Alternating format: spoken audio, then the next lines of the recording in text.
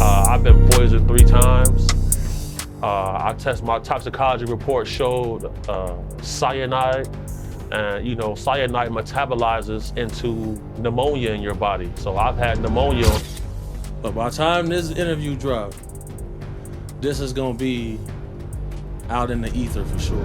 It's ways in this industry people. The Diddy saga, oh baby, it just crossed into danger zone territory. Cause now it's not just about glitzy parties, high-end suits, or that bad boy for life swagger anymore. No, this time it's about fear, survival, and revenge. And the man setting the entire entertainment industry on edge, none other than Diddy's own former bodyguard, yes, the guy who once took bullets for him, is now the one sounding the alarm like it's DEFCON 1.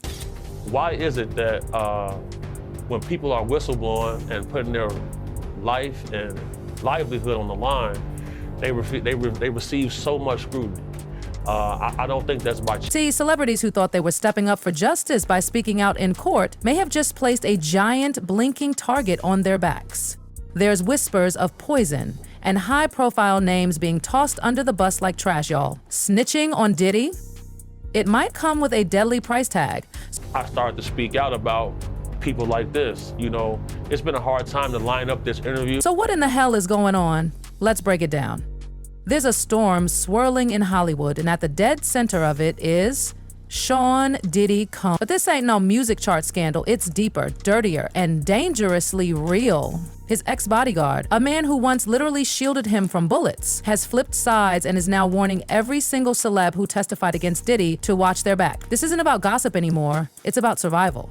Somebody didn't want me to do this interview. Yeah, somebody didn't want me to do this interview. I'm somebody where I've had FBI come to my house before and tell me they found a threat against my life. The man's car got blown up, yes, exploded, after a fallout with Diddy. That incident set off alarm bells everywhere. People started connecting dots, and the picture that formed was terrifying. Situation, I'm glad it's behind me, and yeah, I love y'all, man. Now rewind back to 2003. This was when Cassie dropped a bombshell lawsuit that made jaws drop. She accused Diddy of horrific things, controlling her, pimping her out. It wasn't just dark, it was pitch black. Diddy Combs is accused of lawsuit by R&B singer Cassie claims that she was in a years-long relationship with Combs that also involved. Diddy, according to her, wasn't just controlling, he was obsessed, like the kind of obsessive that threatens any guy she talks to. And guess who one of those guys was? Yep, Kid Cudi. And Cassie didn't just say it, she laid it bare. Diddy had Cudi's car blown to bits in an actual explosion. And then one of the times she left, she actually had a brief relationship with Kid Cudi. When Diddy found out, he allegedly beat her, threatened to blow up Kid Cudi's. And here's the kicker. Cudi confirmed it. He testified to the threats and violent behavior, painting a twisted picture of jealousy gone mad. The man didn't just say Diddy threatened him, he lived it, according to the complaint. Diddy didn't just think it, he said it. In February 2012, he told Cassie, "I'm going to blow up Kid Cudi's car." And just like that, boom, car exploded in his driveway. Basically, they had him testifying that his Porsche was burned up. He believes by Sean. The Day and Night rapper didn't hold back. Through a spokesperson, he confirmed the incident was real. And y'all, this wasn't the first time that rumor made the rounds. Back in 2014, tweets were flying about the explosion. It's not new gossip, it's old truth finally surfacing. Cudi said he and Cassie were just friends at the time. Diddy and Cassie already breaking apart. But none of that mattered to Diddy. When he found out about Cudi and Cassie, all hell broke loose. Cassie was scared. She called Cudi in the middle of the night. Frantic. He didn't hesitate. He rushed over, picked her up, and took her to the Sunset Marquee to get her away from the madness. And it didn't stop there. Cudi testified that one of Diddy's people, Capricorn Clark, called him in tears. Diddy was allegedly at his house. Yes, in his house. So Cudi rushed home, called Diddy straight up, and asked, "Are you in my house?" And Diddy, he didn't deny it. He just said, "I just want to talk to you." What Cudi saw when he got there? Pure chaos. House wrecked. Security cameras disabled. Chanel gifts ripped open. Dog locked in the bathroom. Terrified, wanted to fight him, but instead, he called the police and filed a report. The relationship with Cassie, yeah, that ended shortly after. Then came January 2012. His Porsche convertible was on fire in his driveway at 6:30 a.m. The dog sitter called him in panic. week, Cootie raced home and found smoke, fire damage, and even a Molotov cocktail near the car. Photos were presented in court. Cassie had more bombs to drop. She testified Diddy found out about her and Cuddy by going through her phone during one of his infamous freak-offs. Furious, he threatened her, lunged at her with a wine bottle opener, and then promised to release explicit videos as revenge. And yes, he told her again that he'd blow up Cuddy's car. The fear, real, tangible, and tragically effective. The trio, Cassie, Cuddy, and Diddy, met at Soho House. Cuddy asked, "What about my car?" Diddy replied, "What car?" Just like a villain in a movie. I was kind of careful about some of the things I said, but now that I know that certain people off the street, the money is dried up, so now it's time to play ball. And let's not forget Jamie Foxx. Remember when he mysteriously fell ill in 2023? Well, according to big homie CeCe, Diddy might be behind that too, because Foxx, he knew things. He had footage. He walked around Diddy's wild parties with a camera, documenting things that should have never seen the light of day. And once those old videos of Jamie started resurfacing, bam, Jamie was hospitalized. Old time when Jamie was out, for the industry insiders, The Bodyguard came out and said it flat out, Diddy poisoned Jamie Foxx. Why? To remove another threat, another piece off the chessboard. Why Diddy would want to poison Jamie Foxx? You get called to testify if you on camera and some of this footage.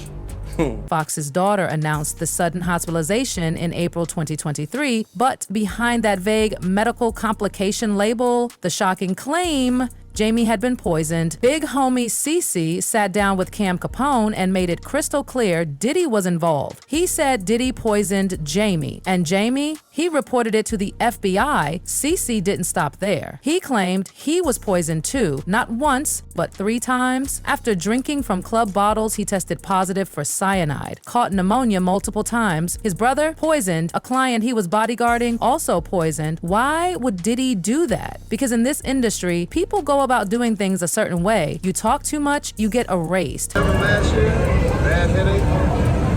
Asked my boy for an Advil.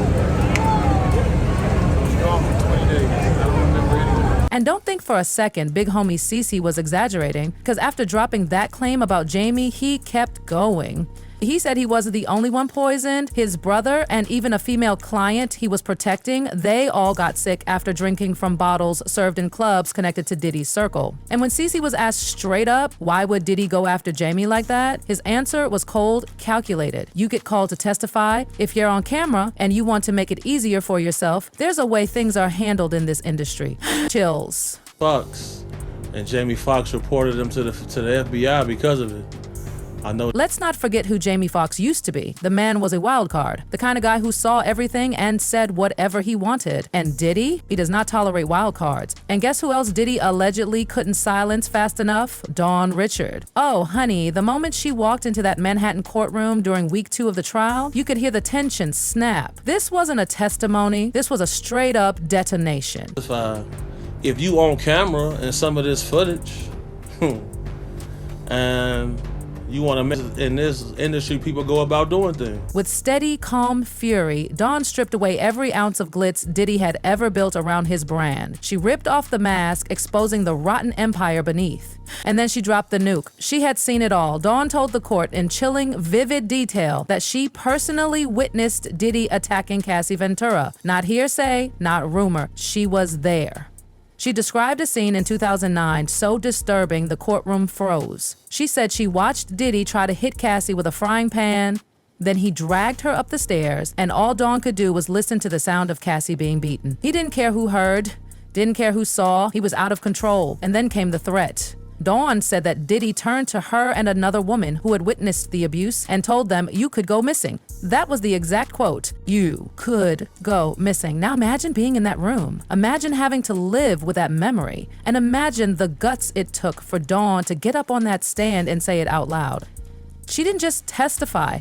She put Diddy's entire empire on trial. Because this trial, It's not just about Cassie. It's about a legacy of control, abuse, and fear stretching back decades. And now Cassie is a star witness at the center of the storm. Her lawsuit? It tore the silence wide open. She said she spent years being controlled, abused, and silenced. She said Diddy manipulated every corner of her life, personally, professionally, physically. The New York Times dropped the lawsuit bombshell and revealed it all. Beatings, threats, forced encounters, surveillance. It was a total breakdown of every right a person should have. And when she finally stood up for herself, Diddy allegedly tried to buy her silence, an 8-figure offer. She refused. She wanted to tell her story, not just for herself, but for every woman who's ever been trapped like she was. But y'all, there's another twist. A voice from the past has joined the chaos, someone you might not expect. Golaboof, alleged friend of the late Kim Porter, jumped in with her own scorching hot tea.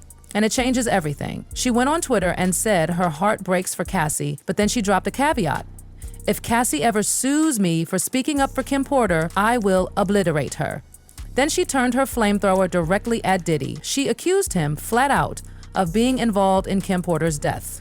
Yup, she said pneumonia, that was the official cause, but in her words, pneumonia can be faked so easily by a doctor or the morgue. And she didn't stop there. She said she always knew Diddy was responsible. She had silently held him accountable for years. But now, she's done being quiet. She recounted the horrifying way he treated Kim, and then, this will make your stomach churn, she accused Diddy of making Kim lick Cassie's tampon. Yes, that's how deep the depravity allegedly went. She said Cassie let herself be used by Diddy to humiliate Kim, bringing her into Kim's home, flaunting her around like a trophy. Kim was devastated, beaten, broken, and she died not long after. Golaboof's tweets painted a picture of Diddy as a monster, manipulating not just lovers, but entire lives, relationships, and deaths. And Cola made it very clear she's here for Kim, not Cassie, not Diddy, Kim. She even ended one tweet with, Diddy was a MF. Y'all would not believe how he treated Kim Porter. Meanwhile, Aubrey O'Day, another former protege of Diddy, is singing the same song, just in a different key. She's been dragging Diddy for years, and now she says the music industry is doing everything to protect him. She says there are NDAs, sealed court files, vanishing whistleblowers, and people who just stopped talking after promising to go public. Because apparently in Diddy's world, silence is not just encouraged, it's enforced. And then there's the darkest rumor of them all, that some of those who were planning to testify, they've already gone missing. No, not like vanished into thin air, but their presence wiped out. Their accounts deactivated. Their projects dropped. Their public appearances canceled. They didn't just disappear from the courtroom, they disappeared from relevance. And now, let's go back to the haunting case of Kim Porter. Her death in 2018 was officially ruled as pneumonia, but the whispers around it, they've always been there. She had reportedly been working on a tell-all book, a real one, with the truth. And just before she could release it, she was gone. The timing, suspicious. The silence that followed, deafening. And now that Diddy's former bodyguard is speaking out, those whispers, they've become screams. Because here's the hard truth. Diddy isn't just trying to win in court. He's trying to protect a kingdom of secrets. A kingdom built on control, loyalty, intimidation, and a ruthless grip on silence. And in this kingdom, the rules don't apply. You talk, you vanish. You testify, you risk your life, and now that even his own bodyguard has turned on him, woo, it's game over. The message is loud and crystal clear. Speak out, and you better watch your back and your drink. At this point, the question isn't whether Diddy is guilty in a court of law, it's who's next, because the battlefield isn't just the courtroom, it's the silence, the secrets, the stories we may never get to hear because the people who could tell them might not make it. The war has begun, and not everybody's making it out alive.